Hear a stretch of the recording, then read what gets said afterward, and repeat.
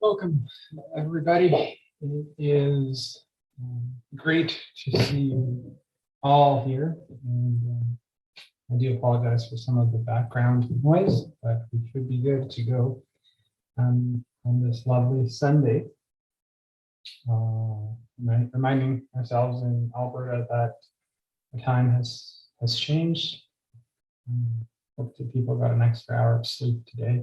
And so as more people start to join in, we'll be starting with our text to harmonize our thoughts, to bring us all into the present.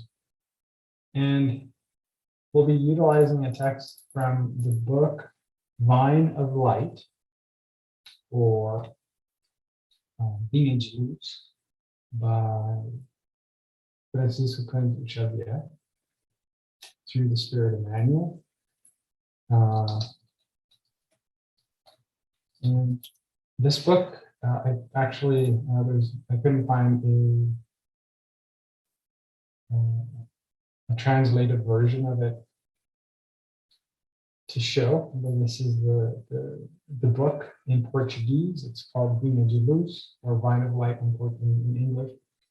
And the English copies are only available as a book. And fortunately, I don't have that with me. So translated this.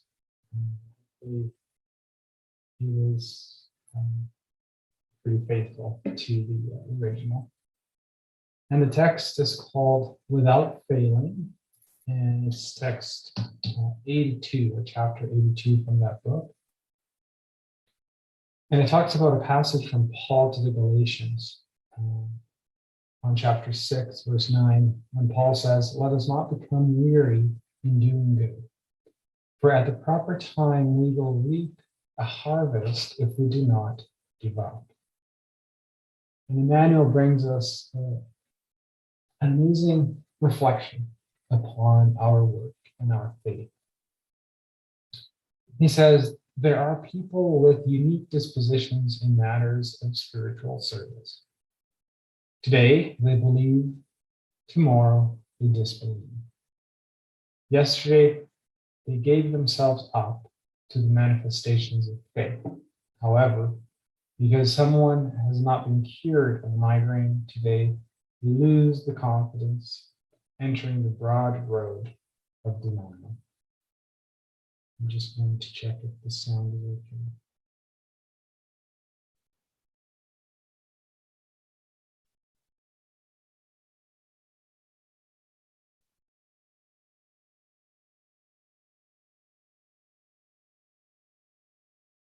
Just going to check. Yeah, this is good.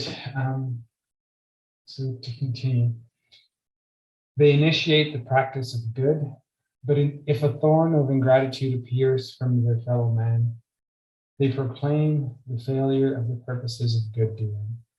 They are children who rehearse learning in the school of life, still far from the position of disciples of the Master. The exercise of true love cannot tire the heart. Whoever loves in Christ Jesus keeps trust in God, is happy in renunciation, and knows how to feed on hope.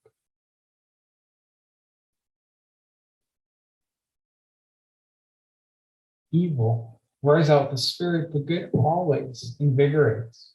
The sincere apprentice of the gospel, therefore, neither gets angry nor knows defeat in edifying struggles, because he understands the discouragement of loss of opportunity. Problems of the soul are not limited to matters of earthly days and weeks, nor can they live conditioned to physical deficiencies. These are problems of life, renewal, and eternity. So do not tire, therefore, of doing good, convinced, however, that the harvest by your own hands depends on continuing in the priesthood of love without failing. So let us now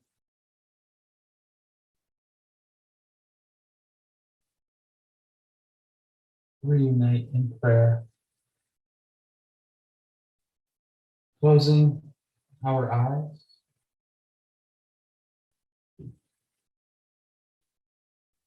elevating our thoughts and our feelings to our Christ Jesus, the one who invited us to come to him.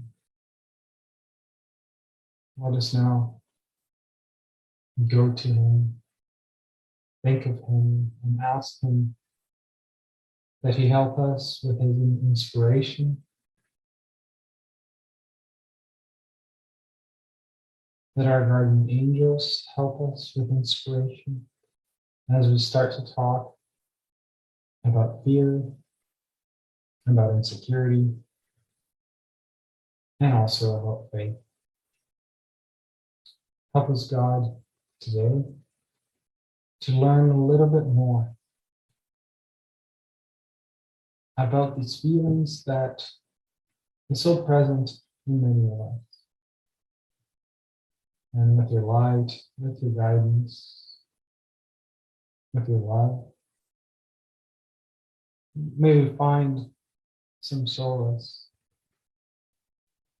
to our soul. Thank you again for the opportunity of being here on Sunday.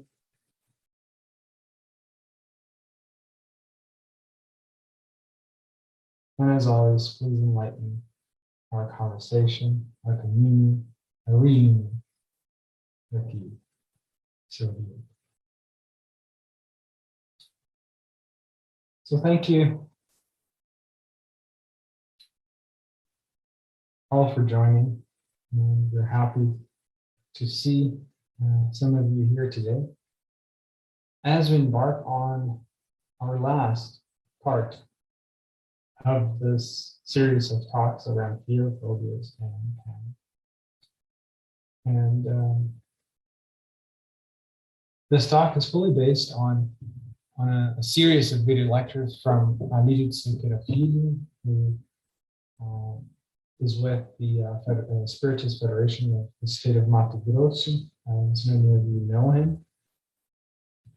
And try to condense 6 lectures, roughly 10 hours of lectures into 3 talks. And this is the third one. This is the last one. And in the first one, we were trying to level the playing field where we exposed a lot of the technicalities, the words that we use. We describe what fear, what phobia, and panic are. On the second one, we talked more deeply about fear, about the root cause of fear.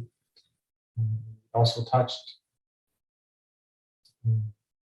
upon the immortal spirit and how fear can affect the immortal spirit, and how faith in God, faith on the 3 attributes of God, such as omnipotence, omniscience, and omnipresence, can help us bring us back to a sense of courage, to a sense of self-worth. And the third one today, we'll be talking about something that you've probably already heard in different talks, which is what we call the loving self-welcoming that we do to ourselves. It's a process that we do to ourselves when we're looking for understanding a little bit of our ego and trying to transform it into a virtue. And so that we'll close the series of talks by explaining and talking about how then to overcome our fear, how seeing our fear as a friend is much more productive than seeing it as an enemy. That's why the question of this talk is, do we see fear as a friend or an enemy? And with that, I would pose a few other questions such as, why do I feel fear? So here's where we go back to part one, and we'll explain a little bit more about fear. And then the second question is the one that we just titled the presentation, that is, do I see my fear as an enemy or as a friend?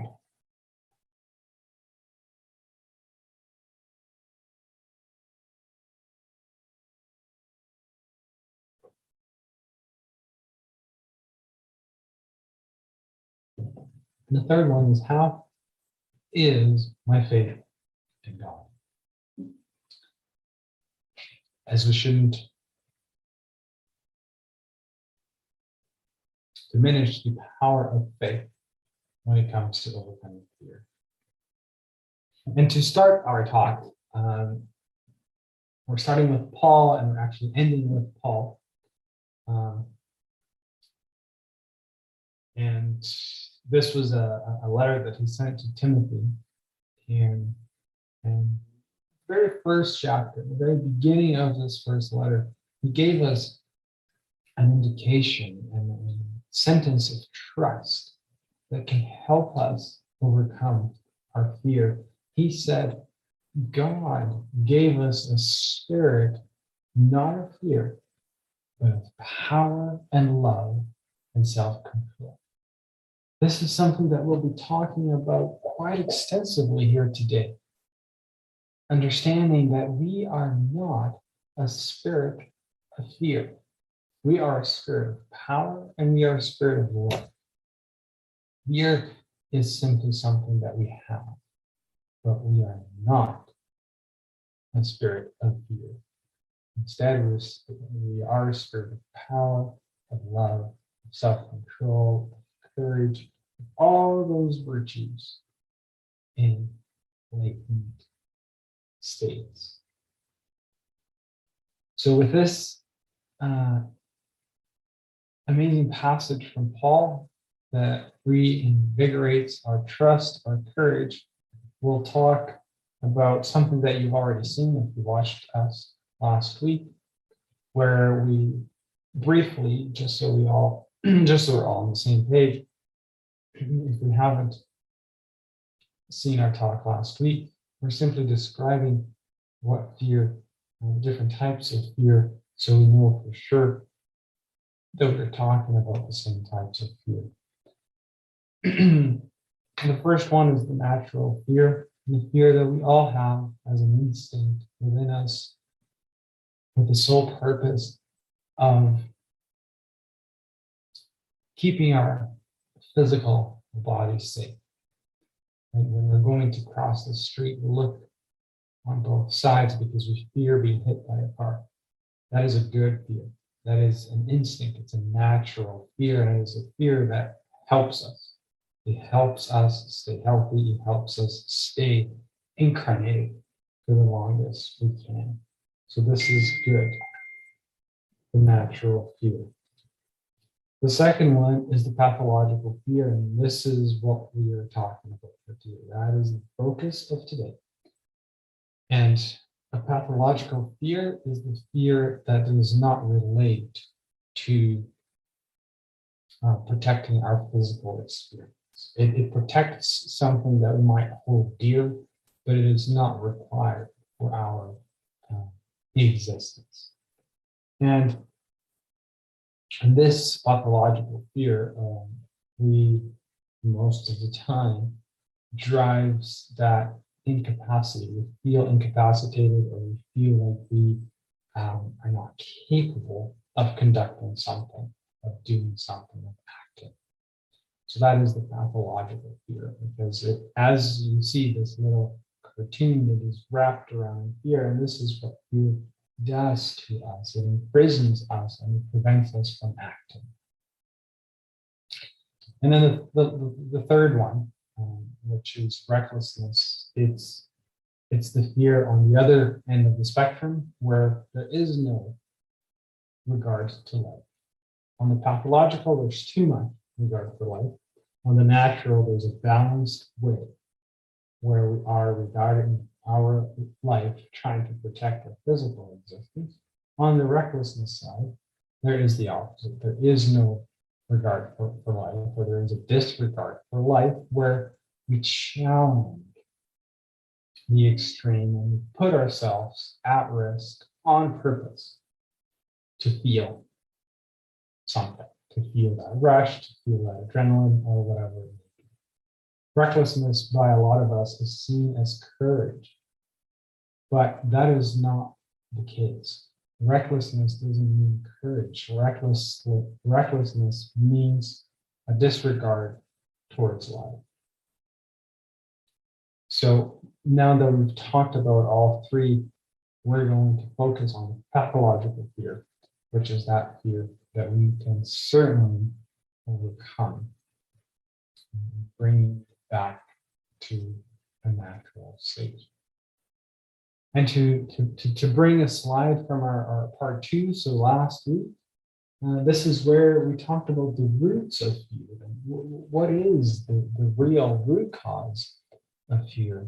Why do we feel this? And from a psychological perspective, fear is linked to the ignorance towards life. So usually things that we don't know is what we fear. Like when we're going to do something and we don't know what the outcome will be, if we can't control it, we will fear that it does not work. For example, if I'm going to buy a house and I don't know if the house is intact, that not knowing causes us to fear that purchase. It's a very lame example, but hopefully that makes sense. So whenever we don't know about something, it will tend to cause us fear. Now, that is psychologically speaking. But if we go a little bit deeper and bring the idea of the immortal spirit to us, what truly causes us fear, the root of fear is when we feel abandoned in life. And most importantly, when we feel abandoned by God.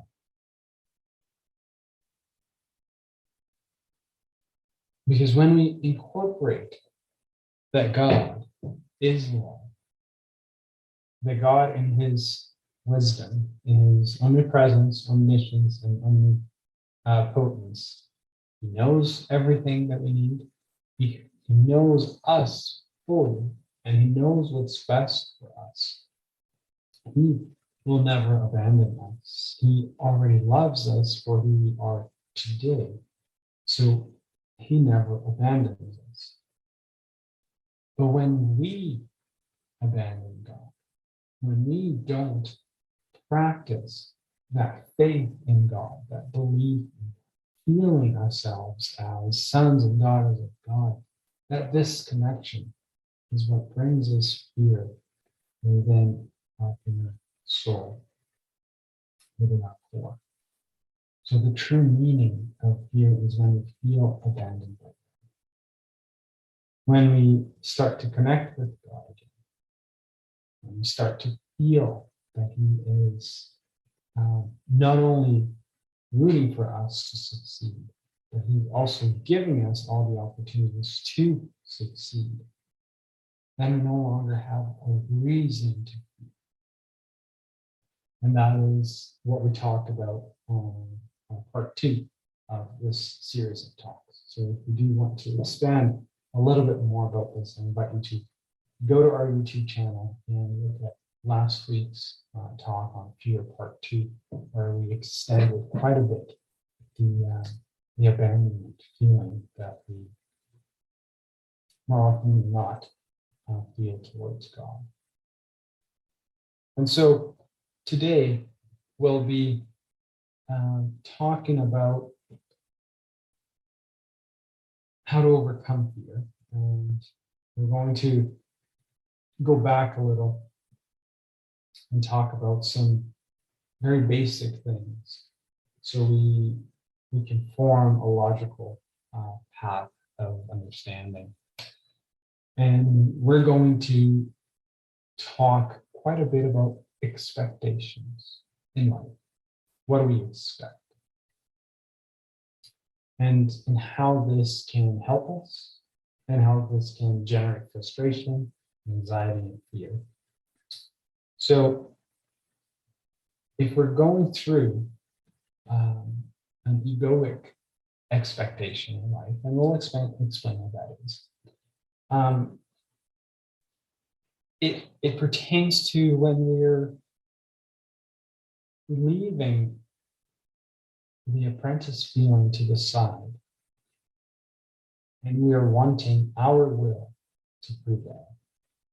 So in this sense, when we're moving through life and leading by our ego, and letting our ego drive us, we are usually trying to force our will, what we want, as opposed to wanting what God wants. And this means that we lack a lot about the apprentice feeling, and we'll talk a little bit about it later. But the apprentice feeling is that feeling that we have that I can extract valuable teachings in everything we do, regardless of the result, regardless of what I'm going through is something that I wanted or something that I didn't want. Regardless of what it is, I can learn from it. So when we're letting our ego drive, our pride, our selfishness, we want our way or the highway, right? So I want things to be my way. And because of that, we end up lacking the apprentice feeling. And when we lack the apprentice feeling, we don't learn from the experiences that we go through. And this brings, and this is straight from what a leader brings to us, this brings a disrespect to the divine laws. Because instead of succumbing ourselves to the divine laws, I am trying to fight them. I am trying to be more powerful than them. Because I am not utilizing the divine laws to help me go through life. Instead, I am wanting my way to be done. And this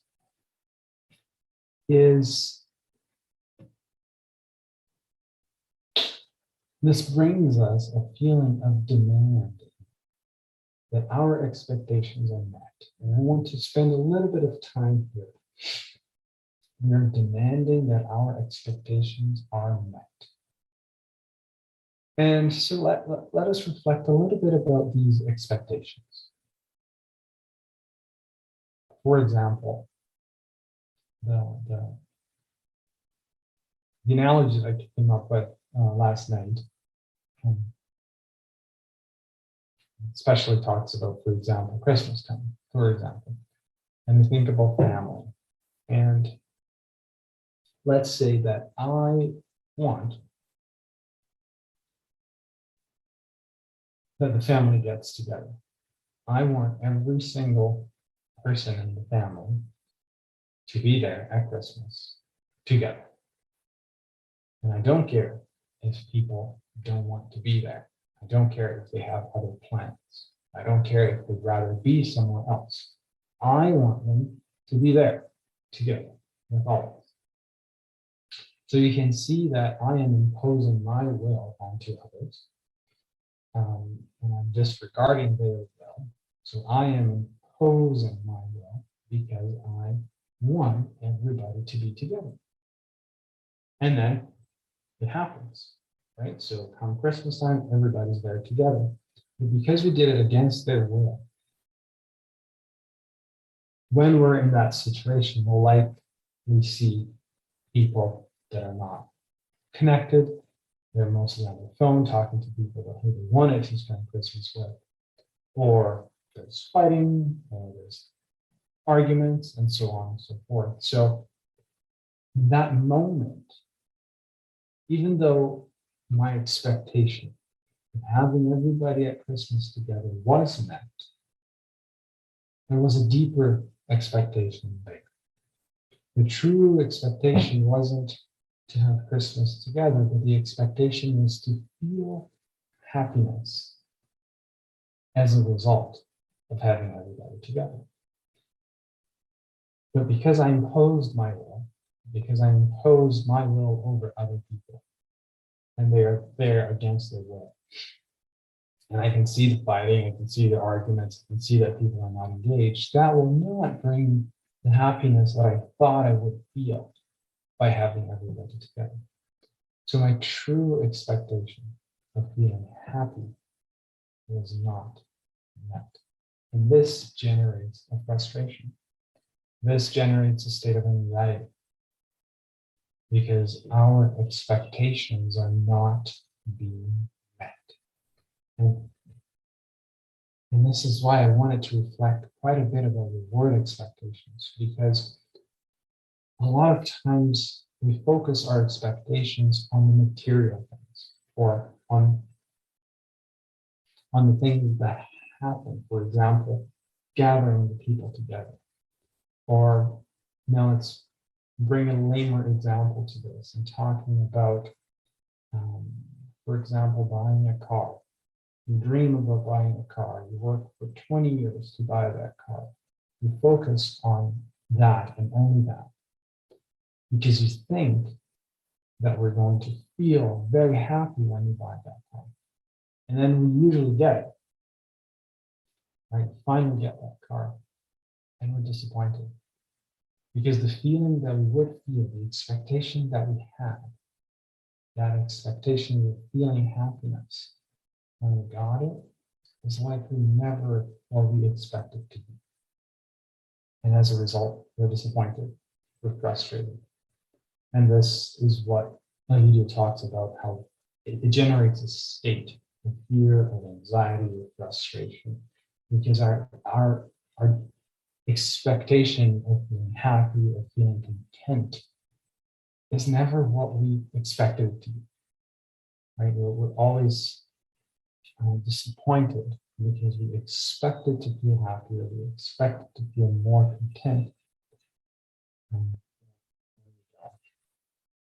this is when we're driven by our egos. This is when we're trying to impose our will over God's will. And now we'll see the other side of things. Still talking about expectations in life. So expectations are there. But how we tailor those expectations is the key difference here. So when we are driven by our essential, so when we're letting the divine laws, for example, drive us, we still have our egos, but the egos are now serving us as opposed to driving us.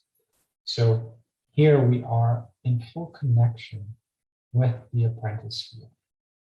Here we're not so concerned about our will being done because we know that whatever happens, something will be there for me to learn. And that becomes the expectation. The expectation of the person who's following their heart, who's following the essential, is not that something happens, but is that I learn something from what happens. The expectation is that, is the learning.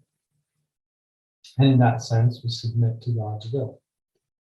Through incorporating, through loving and respecting the divine laws, our will, the things that we want, they start to merge, they start to get closer to God's will. And so those will actually come to life. Anita says that the faithful surrendered, and that there's a mistake on the slide there, faithful surrender and guarantee of expectations being met. So before, when we're letting our ego drive, our expectations are likely never met. We're always wanting more than that of God. Here, when we're surrendering to God's will, it's guaranteed that our experiences will be met. Because again, our expectation is that we learn something from that experience. That is the expectation. And whatever happens, whether I have all the family together at Christmas or just a couple family members or everybody, it doesn't matter how many I have, but I know that whatever happens, I can learn from it. I can be present in that situation. I can extract good feelings and learnings from it. And so when we do this, our expectations are always being met. And as a result, we feel gratitude from our actions and opportunities. We feel grateful for the things that we do from our actions, because now our actions are lining up with the divine laws. And we also feel grateful for the opportunities that we had, because those opportunities, they provided us with something to learn. And to get a little bit deeper, to go a little bit deeper into this, and hopefully I'm not losing anybody, because this is getting a little bit technical, but we're now going to go into to talk about this apprentice feeling and how it can help us see the opportunity in every experience that we go through in life.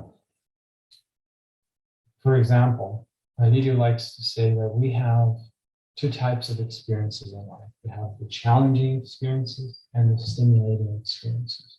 Stimulating experiences are those who feed our soul, makes us happy, who cherishes our soul, who nurtures our soul. For example, praying, meditate, learning about Jesus, being with friends, experiences that stimulate our soul. And then we also have those challenging experiences. And challenging experiences are the ones that are not they don't feel as good, right? It's usually something that might bring some pain, might bring some disappointment. So that's why they're challenging, right? Because if you really were to choose, you likely wouldn't choose it. Now, the interesting piece here is that when I bring the apprentice feeling, when I bring the idea that regardless of the experience, whether it be a stimulating or a challenging experience, I can learn from it. So the apprentice feeling, what it does is that it merges those two types of experiences in a way that even though it was a challenge, I learned. So it wasn't wasted. On the contrary, it was very, when we think about it afterwards, it was actually very stimulating for our soul, because we learned something from it. We made it worthwhile. And Sonia, thank you for participating. Sonia is saying that apprentice feeling is the only way to feel secure with no fear, as regardless of the circumstances that we'll have in life, we will always be eliminated. That is absolutely correct, Sonia. Thank you for bringing this to us. And what we'll touch a little bit about this as well is exactly what Sonia said.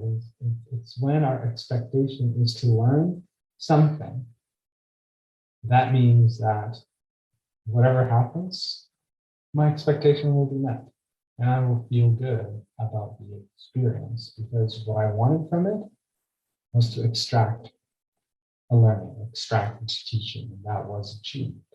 So in this diagram here, when we're looking at both of our experiences, we make them a learning experience when we start to reflect, when we start to bring this feeling of apprentice. And the interesting piece here is that my actions towards that experience can be right or wrong. It might have been a challenging experience and I did it right, or I did it wrong. Let's say, for example, a challenging experience is when somebody curses me, somebody calls me a bad name. So if I start to reflect about that, if I start to reflect about how am I going to react, I try to reflect about what drove the person to do that.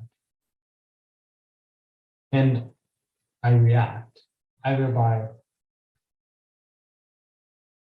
cursing back, which will likely be the wrong result, or by not cursing back, likely being the right result.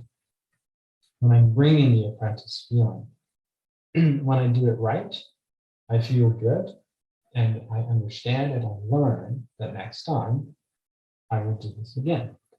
When I do something wrong, instead of falling onto guilt and trying to punish ourselves or trying to belittle ourselves, we realize what we did wrong and learn from it. And we try next time not to do that. And the reflection about this is done with the divine laws.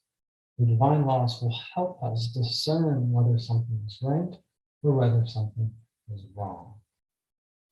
And in doing that, we are developing our virtues.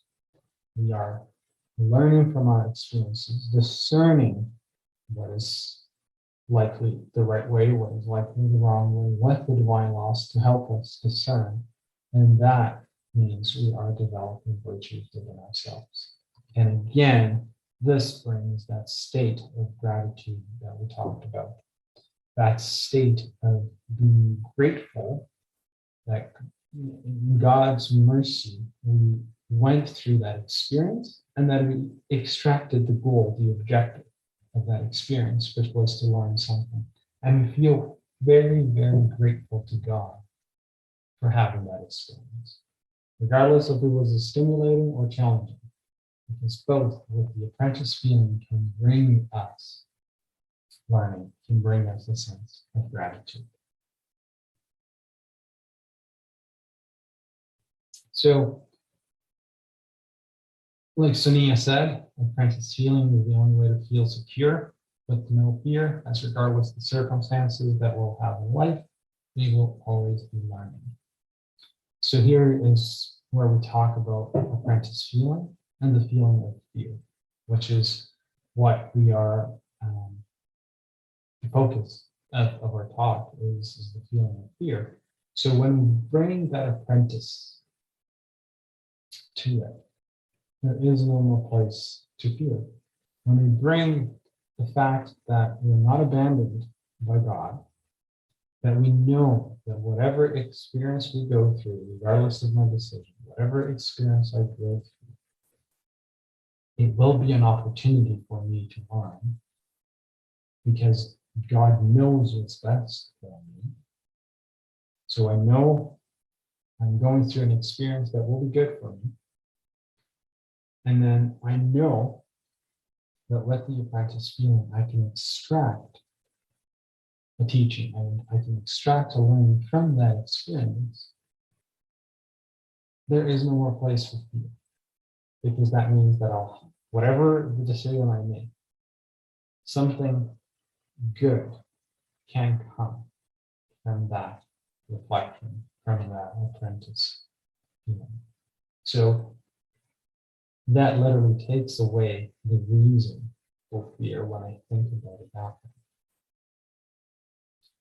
And now we're going to start to talk about that loving self-welcome. So now that we talked about our mindset regarding fear, focusing right on the apprentice feeling, we'll now move on to what do we do when we feel fear?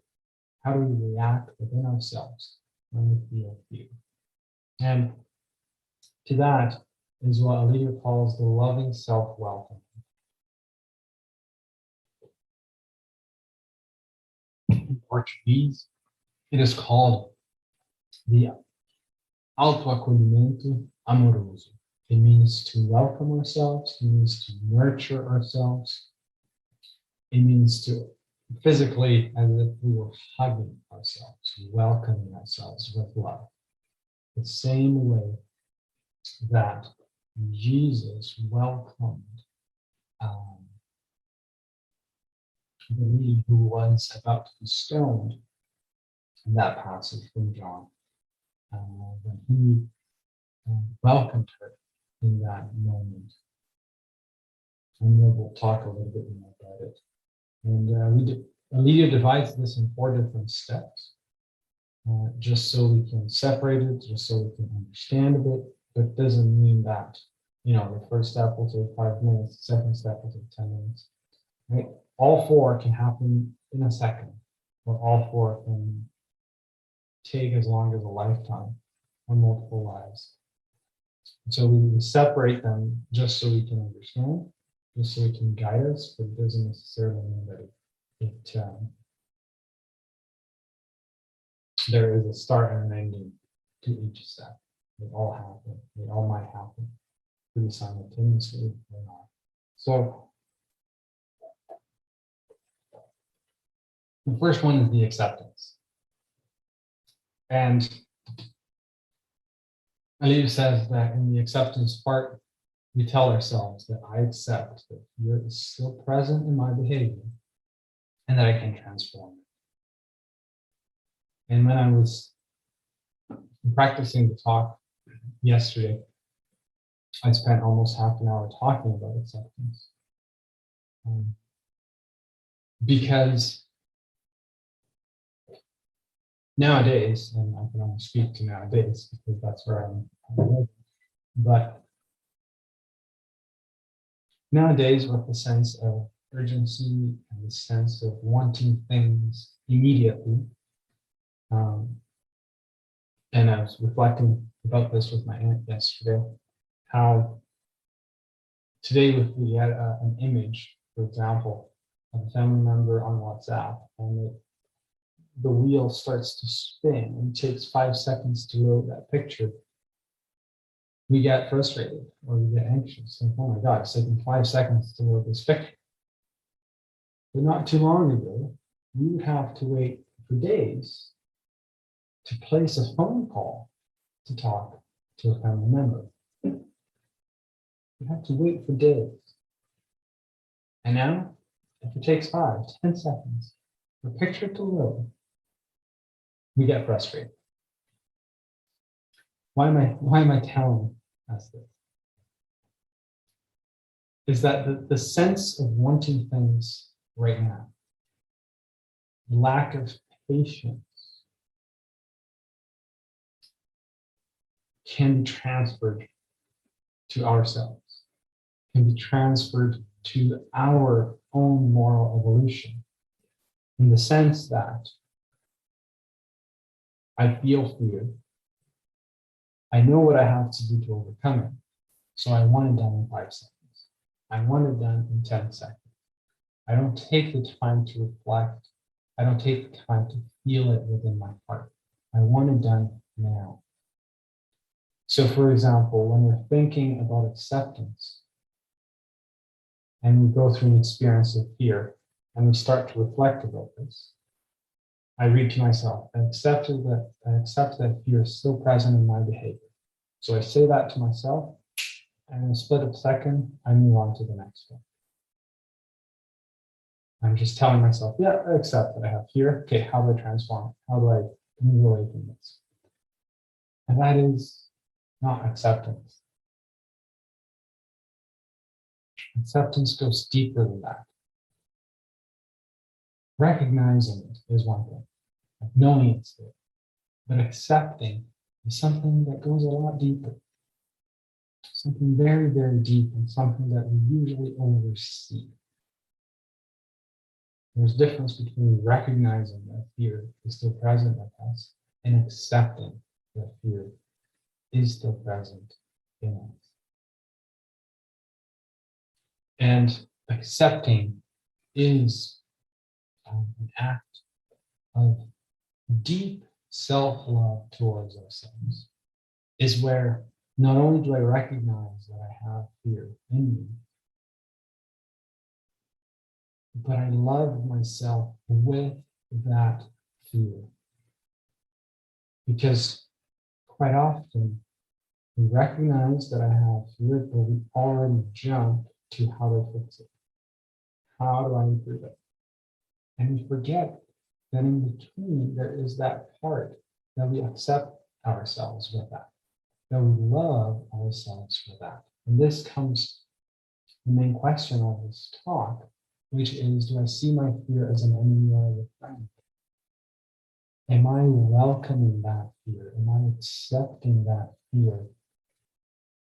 Or am I seeing the fear as an enemy? Like, oh, I see my enemies there. How can I get it out? There's a major difference here. So the acceptance again is loving ourselves with that fear, first of all, because that will drive us to develop self-love. That will drive us to develop self-worth, self-acceptance. And all these will help us to nurture ourselves and slowly transform fear into courage. The second step is the welcome that goes very well together with acceptance. This is saying that I welcome fear because it is an energy created by me, but at the same time, it's a tool that I will know how to transform into light. So here is where we can reflect that not only are we welcoming that fear, not only are we loving ourselves with that fear, but we're seeing fear as a friend. We're seeing fear as a tool for us to transform it. We're seeing fear as a tool for us to transform or to build courage. Fear can be an indication that perhaps in this situation, I should work on developing courage. It is nothing less than a tool to help us develop courage. So when we start to see it from a different perspective, from this perspective of it being something that will help us, being this friend that we were talking about, that it is only here to help us to develop our courage, it can be a lot easier to accept, to welcome, and to transform it. So the third stage that Alida talks about is the experience. What does it mean, the experience? It means to really feel the feeling, feel what we are experiencing. So Alida says that I experience the pleasure and joy of recognizing that I'm making efforts to sublimate the fear in myself, developing the confidence, the courage of convinced faith. So let's explain a little bit about this. And it is really important because here in the experiences stage is where we start to develop the will to transform our feeling. It's in this stage. It's not when I recognize my fear. It's not when I accept it. It's not when I welcome, because in the acceptance and in the welcome stage, I'm still working with my fear to love it. Once I love it, now I start to develop this will, this passion to overcome it. So in this stage here, Alida talks about the fact that we are invited to feel the feeling. So when I'm going through a situation and there's fear in me, pay attention to how do we feel. Usually it's a bad feeling, right? I don't feel good when I fear. My heart might start racing. I might feel that I can't do things. I might feel my self-worth going down. So just to pay attention, the feelings that surround that fear. And also that next time we feel fear, then we go a step further, right? And start to build a little bit of courage. Also feel that. When we realize that we've overcome a little bit, we start to feel good about ourselves. We start to develop courage. We start to develop more self-worth and feel grateful. So for us to, again, pay attention to that feeling, because it is that feeling that will drive us to want to transform our fear. It is that will develop our will, that will develop us to make every effort that we can to transform, to overcome. And then the last part is what I would call the knowing or the knowledge, is where he says, I know the causes of fear. I know the imbalance it causes and all the effects to my happy decision to make efforts to overcome fear, developing the virtues that transmute this. So the knowing is a very important piece because it involves everything that we talked about. For example, it involves knowing how we react. This has to do with self-awareness. It helps to understand how we react to fear, help us understand how we react when we did something good, when we overcame a little bit about that fear. It helps us understand that. The knowing also invites us to understand more about fear, psychologically speaking, spiritually speaking, which is what we're doing today. We're explaining about fear, we're learning about fear as itself. And when we bring that knowledge into us, how does that apply to my fear? How do I feel with my fear? So the knowing is what brings it all together and helps us to take all that knowledge, all that feeling, and start to transform it or transmute our fear into our courage, into our virtue. And all this brings, it culminates, it ends with the feeling of gratitude. Because the moment, and it is interesting, because in every single stage, I can feel happiness. In every single stage, I can feel grateful. I can feel gratitude. When I'm accepting myself, when I'm accepting that I'm loving myself with that fear, I feel grateful. That I'm learning to accept myself with my difficulties, with my fragilities. When I welcome it, when I'm basically hugging myself, having those difficulties, I feel good because I'm nurturing myself. I'm giving myself love. I'm giving myself self-worth unconditionally. Most times we only give love to ourselves when we succeed in something. But in that passage of welcoming our fear is where we feel love towards ourselves as we are today. Because we know that God already loves us today. So who are we not to love ourselves today if He's the one who truly knows it all? Gratitude and also the other stages, such as the experiencing, so when we experience that feeling, and when we start to know and to develop our virtues. So in every single stage, we can feel gratitude because in every single stage, we're learning something more about ourselves. And that state of gratitude starts to become a lot more frequent in our lives. And I just want to touch a little bit about faith, because faith is very relatable to fear, where when there's lack of faith in God, we open a door for fear to come in.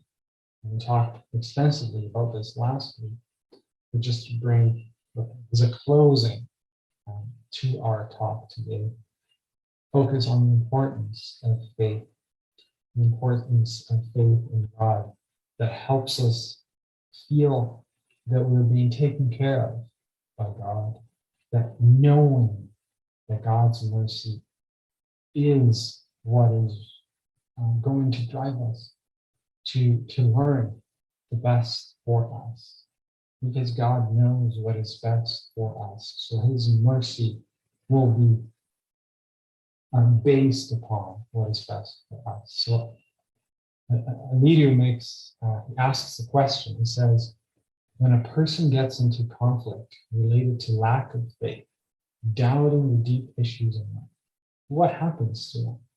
When there's lack of faith, what happens to us? And this is a longer answer, but he says that when there's lack of faith in us, we experience an existential doubt, not feeling sons and daughters of God. So when we don't feel that we are sons and daughters of God, we feel abandoned. We don't feel nourished by life. We think that everything in life is against us. And we don't find our existential purpose. We feel disconnected. We feel lost. And the feeling, and this, right? And then he says that the generator of hope and encouragement to evolve and improve as a being is no longer there. Because what generates hope, what generates encouragement is the faith in God, is feeling ourselves as sons and daughters of God, feeling nourished by God. So when we strip that out, we no longer have that hope and that encouragement to evolve and improve ourselves as a being, as an immortal spirit, overcoming all the challenging experiences of life, transforming them into learning experiences. So this is what we talked about before. When we are connected to God, when we are connected to the apprentice beyond, to the faith that whatever we're going through in life is for our benefit, we will transform every single experience into an opportunity to learn. And to end, since we started with Paul, we actually went back. We started with Paul telling us that God gave us a spirit not of fear, but of power and love and self-control. So we are not fearful spirits. We are not defined by our fear. We have fear, but we are power and love. And then he ends with, I can do all things through him who strengthens me. So Paul said that we are power and we are love. And that through him, we can do everything. So when we're not feeling abandoned by God, feeling the love of God for us, when we can see God's mercy in our own experiences, we will feel his strength and we will feel that we can do everything. We can learn in every single experience. And that brings us fulfillment, that brings us connection, and that brings us courage. Transforming all that fear away to a more life revolved around plenitude, love, serenity, and surrender. So that is time for us. And I want to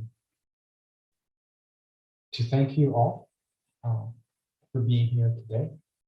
This ends our series of talks around fear. I chose this topic because it's something quite dear to my heart. I feel fear quite often, so I hope this is able to bring a little bit of light to the fear that might be surrounding other people, as it did and still does to me. So thank you again, Sonia, for the comment, and let us end in prayer. Thank so you. Let us, thank you. Hey. So let us close our eyes right now and truly feel the presence of God in us. Feeling grateful for being alive, feeling grateful for feeling love in our hearts, feeling grateful for God's mercy that gives us everything that we need to our immortal spirit, to nourish our soul. Because God, as our great Father, not only knows what's best for us, but He loves us unconditionally. And Jesus, thank you for being here with us today on this beautiful Sunday. And may you guide us through our week, through our path, through our steps and smiles in the future, so we can develop more faith, more courage, always remembering to welcome ourselves, to love ourselves as we are today, and seeing that as an opportunity to improve us for tomorrow. Thank you, and so be it. Thank you all. I wish you all a great Sunday, and we'll see you again tomorrow.